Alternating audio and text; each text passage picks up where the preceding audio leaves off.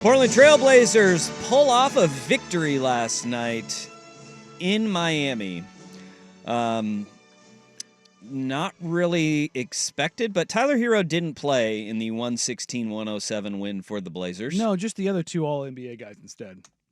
Yeah, Jimmy Butler went out there in his Phoenix Suns shoes and shaved points. But he was bad when he was on the floor.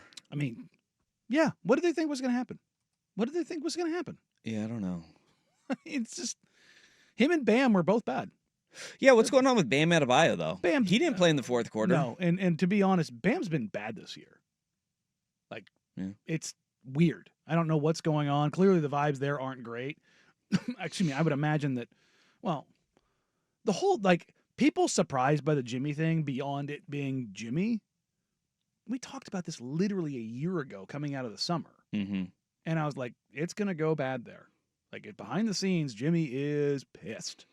And he kept it quiet for a year. Yeah, which that's surprising.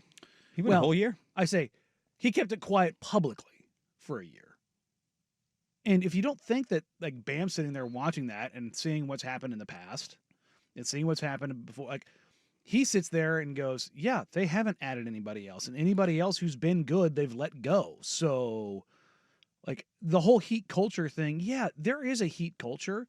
But beyond, being militaristic and getting after it and Spo being the coach, it's also chewing you up and spitting you out when they think that you don't have enough left. Mm-hmm. Because it's not like the business is the business. That's always going to be the nature of the beast. Yeah, that's really any elite franchise in professional sports. But they also, that's what they do is they will push you out before your final days so they can get something for you.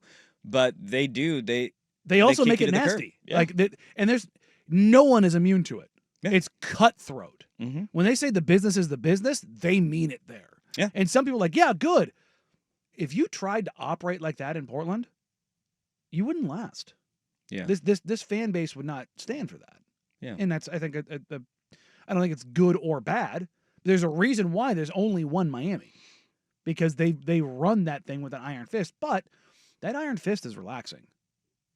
Pat is getting out-egoed by Jimmy Butler, and he's going to lose. Do you think that's a problem in the NBA, though? Yes. Because this is where I don't know if this is sustainable, because they have league-wide, they have ceded way too much power to guys that think they're Michael Jordan, and that even if they are, they shouldn't. Michael Jordan did. Yeah. And then but he didn't even wield that power like this. But we have now guys that are nowhere near the top player in the NBA that are doing this time and time and time again. I mean, we can go, Jimmy Butler is doing it. Joel Embiid has done it in Philly. We have Anthony Edwards in Minnesota. Snippy about stuff, yeah. Yeah, I mean, we can go down the list of guys, and we haven't mentioned LeBron James, but this is LeBron James's entire career. Well, that's where. But he may be the guy who's worthy of it. Yeah, but that's also where this came from. And Kyrie Irving, James Harden, Kevin Durant. I think we're the tail end of this. I really do. That's what this CBA has done. And the only reason that this is happening is because it is this perfect confluence of events where Jimmy can pick up a $52 million option and tell the Heat to go bleep themselves. You want to mess around? You want to try to find me for $52 million?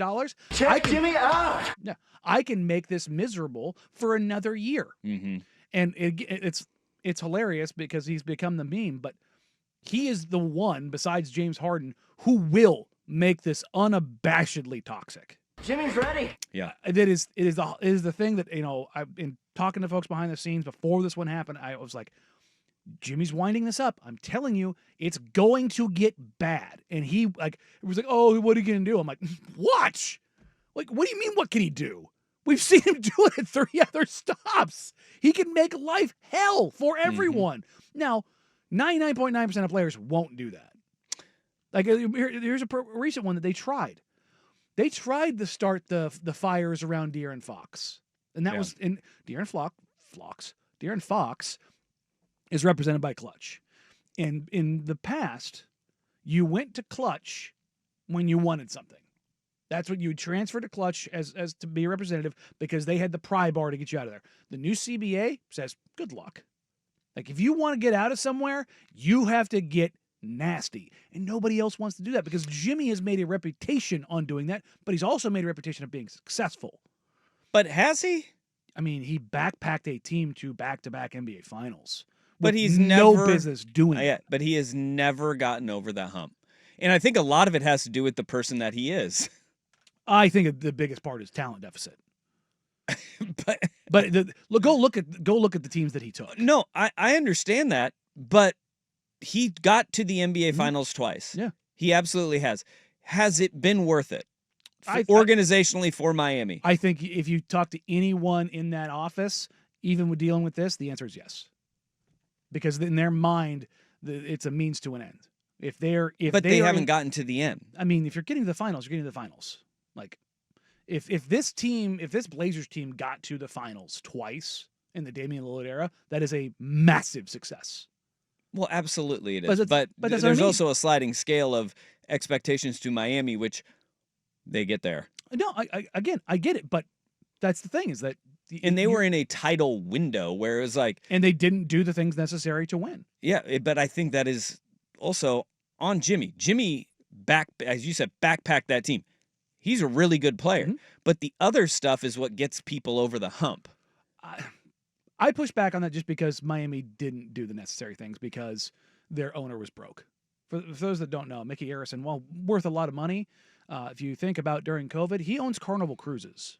Mm-hmm. He lost millions upon millions upon millions of dollars. Who's going to be a team that says we can fix Jimmy Butler? Because it's not even like they think they want it to happen. Well, isn't that draft pick trade kind of a harbinger of things likely to come? Let's get to that because there was.